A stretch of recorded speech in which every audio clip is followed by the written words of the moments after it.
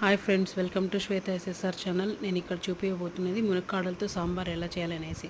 మనకు కావాల్సినంత కందిపప్పు తీసుకొని నీట్గా వాష్ చేసుకొని అందులో వాటర్ యాడ్ చేసుకొని ఒక 3 విజిల్స్ పెట్టుకోవాలి.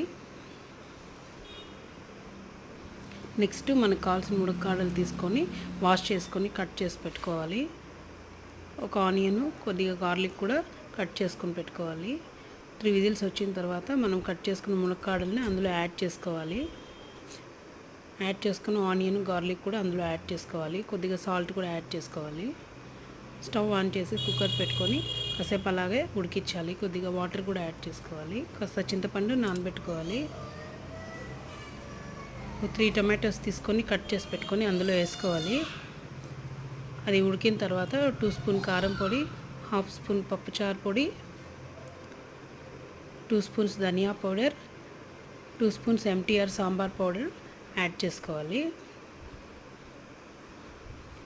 అది యాడ్ చేసుకున్న తర్వాత మనము ముందుగా తీసుకున్న చింతపండు రసాన్ని అందులో యాడ్ చేసుకొని కాస్త పసుపు యాడ్ చేసుకోవాలి. కాసేపు ఉడికించిన తర్వాత పోపు పెట్టుకోవాలి. పోపు పెట్టుకునే సామాగ్రి కాస్త ఆవాలు, కొద్దిగా జీలకర్ర, కొద్దిగా ఆనియన్, కర్రీ లీవ్స్ వేసుకొని పోపు పెట్టుకునేసి అందులో సాంబార్లో యాడ్ చేసుకోవాలి. యాడ్ చేసుకున్న తర్వాత కొత్తిమీరతో గార్నిష్ చేసుకుంటే